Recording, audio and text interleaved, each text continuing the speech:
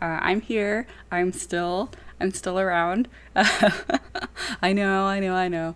As you've probably seen on like my Discord or my last video, I'm going through some stuff in my real life that's just taking priority. Hence why I'm coming to you from a couch right now. But I really wanted to make this video because I feel like you're actually much more able to predict Nihilus's Annihilate in the raid than people think. I think people are thinking it's more random and they're having to restart a lot. But once I started picking through his kit, I started noticing some things that make it a lot easier to really like pretty precisely identify when he's going to annihilate. So, and just disclaimer, the past few weeks or months or whatever have been a little like, whew, for me. So if I say something wrong, I'm sure I'll screw something up. Please comment and I'll try and put them all in the description box. But so basically how he works, it's a raid boss, right? So every turn he's taking 2 actions. So he's going twice in 1 turn. But if he's not, so it's 2 actions in 1 turn. So unless he's using an action that reduces the cooldown of Annihilate, Annihilate won't cool down until the end of those 2 actions, so the end of his turn. Then it'll reduce by 1. Now, there's a bunch of different parts of his kit that will reduce the cooldown of Annihilate, and most of them are pretty predictable. So starting with his basic, we know that Nihilus dispels a buff with his basic, and you've seen in the raid that if he dispels it, he also steals it. But what we know from the Nihilus in the game is that if he dispels a buff, then he reduces the cooldown of his Drain Force. But in the raid, he will also reduce Annihilate. So if he uses his basic against someone with a buff, he will reduce the cooldown of Drain Force and Annihilate by 1.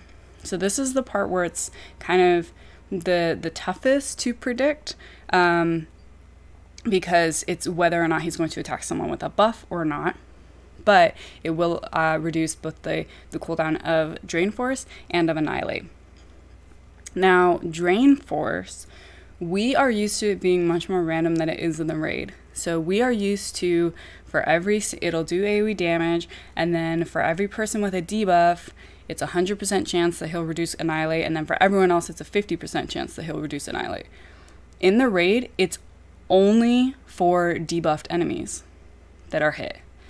So you can literally count how many debuffs you have and how many are going to be hit by this damage, and count how many it's going to reduce, like exactly, which is way, way, way better than having to guess about the non-debuffed enemies. And the other thing that you can do is you can kind of time your cleansing. And in P4, Soothe does count, or not Soothe, Pain. Pain does count as a debuff, so you can kind of time your cleansing and your soothes to get those debuffs off of you, kind of right before he does Drain Force, so that you can like minimize how many Annihilates he's going to be using. Okay, there's a third part that's really rare, but it is possible for how he can also reduce Annihilate. So basically, if he's dispelling a buff on his basic, he's reducing it. If he's doing Drain Force, and it'll reduce for every debuffed enemy. And you can kind of see, like, if you have a 1 on Drain Force and he's going to dispel a buff, then he will be able to use Drain Force immediately. And so that's how once you know these things, then as you're paying attention to exactly what's happening, it'll really start making sense.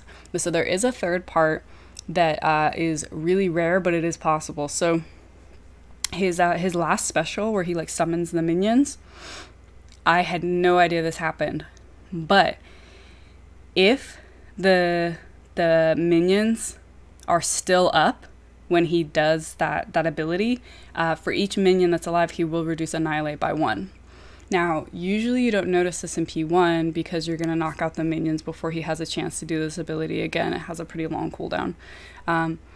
But where you will notice it, it's really rare, but you will notice it, is in P4.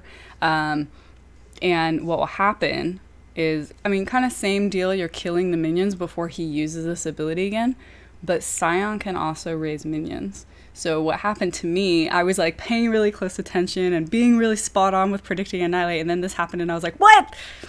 So Scion will summon minions right before Nihilus goes to summon them too. It doesn't have, it's totally dependent on just the RNG of the match, so it's not super common, but it can happen. So just kind of be aware between Scion's cooldowns and Nihilus's cooldowns. If Scion is about to raise some minions and Nihilus is about to do that too, just be aware that Annihilate might get 1 or 2 extra cooldowns if Nihilus uses that ability while they're still alive. But it's pretty rare, but just be aware of that. And if you're kind of irritated that in P4 you have to pay attention to both of their cooldowns now, kind of the way I do P4, for example, when I do Night Sisters in P4, I need to do a video just about Night Sisters because I love them in P4.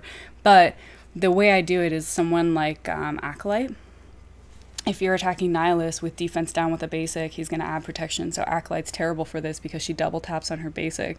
So what I do with Acolyte is I use her basic on Scion, and then her special goes to Nihilus. So I am attacking Scion like a little bit, but then the majority of my damage is going to Nihilus.